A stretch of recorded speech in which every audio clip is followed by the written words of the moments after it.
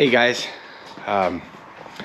it is Sunday, October 30th, and I actually have a little time right now.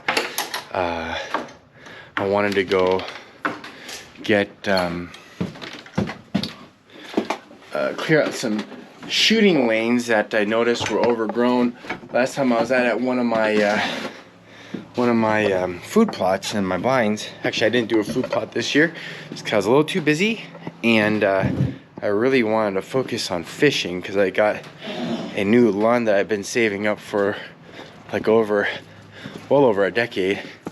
And so I didn't do food plots this year, kind of a calculated thing so I could spend more time on fishing. But I wanted to get things all squared away before the rut started, so it should be hopefully maybe starting sometime soon. Hey Brownie, so we're gonna go out into one of these blinds, or one of my food plots that doesn't quite have a food plot from this year, but make sure that we clear out some shooting lanes so we don't go out there and disturb things before it's time to go. What do you think, Brownie? Yeah? All right, girl. All right, we're gonna head out there. All right, well, we're gonna head out to one of these food plots to go clear out some of my shooting lane here. The blind got a little overgrown.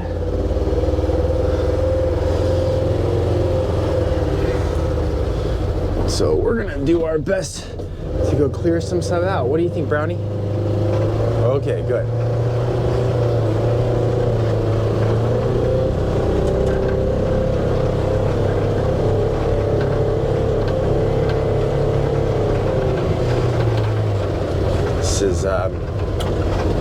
We have about 40 acres here, a little over 40 acres, and it's really nice that I could go out here and go fishing and hunting with the kids early in the morning. A lot of times I can just go do it myself.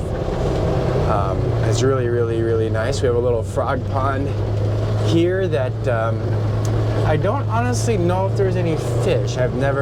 Well, we've kind of messed around in here, never caught anything, but there's definitely a great habitat of geese,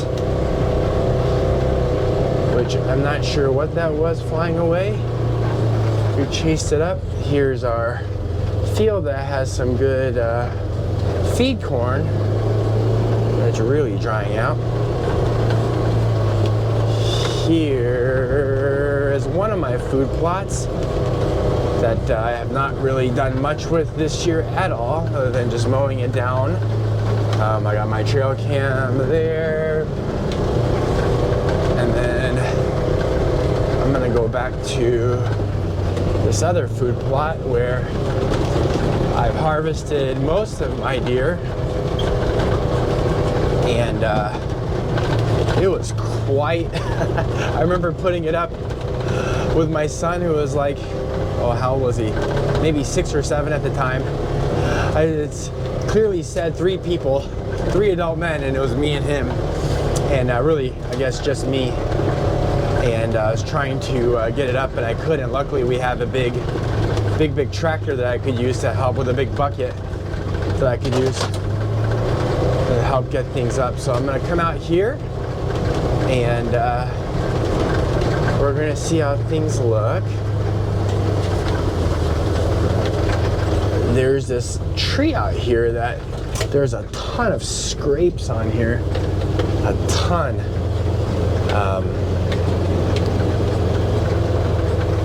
Which is good, I guess. All right, so I'm gonna go up there. Let me see what kind of view you guys have. Okay, well, here's my one of my tree stands. Here's a 2-person tree stand, like I mentioned before. I got this so that my son and I could actually go out up here and sit down together. I really like this tree. As you can already see, it's October 30th. It's been unseasonably warm. You can see some scrapes now, which is nice. And my local archery shop sells like some really good scent as well that I can put down can see quite a bit. They always scrape around here, which is nice because I'll show you when I get up here. I'm gonna do my best to try to climb with this here because I really just want to show everyone what things look like.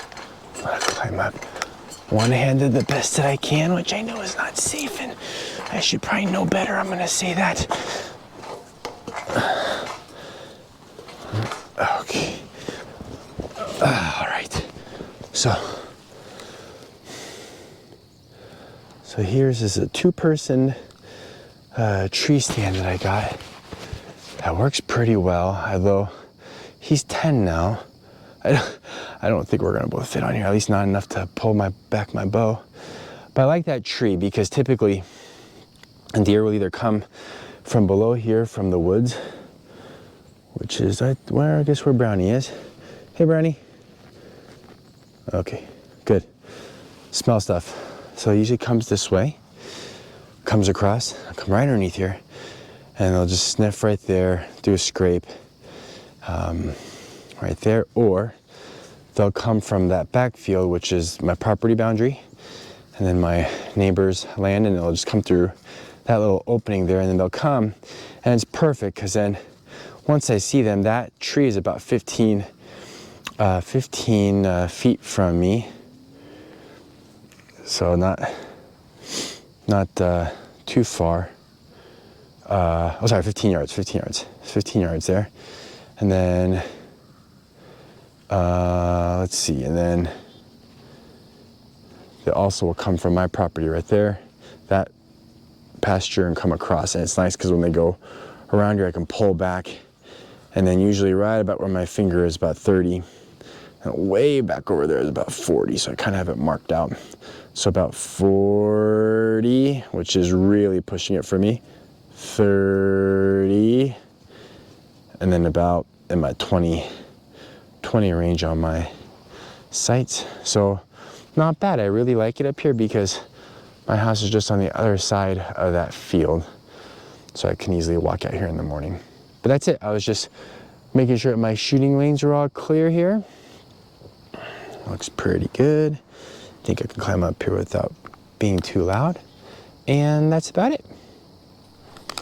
All right, thanks for checking this part out, and hopefully I'll get you out here actually when we're hunting. It's still a little warm, and I really, with 4 kids and full-time job, I really need it to get really cold at nighttime so I can, at least at night, track, retrieve, field dress, and hang it up, and then have the next day to go to work and then come back. Last year worked out nicely because I shot our buck last year on Thanksgiving night, which was awesome because I had the next day off, so I could spend the whole day kind of butchering and things like that. So I will hopefully be back with us actually out here.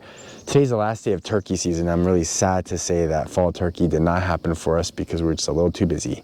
And my son, my oldest son, he's the big turkey hunter, and we didn't get to go out because we were just too busy, but hopefully we'll come out here for some deer. All right, bye.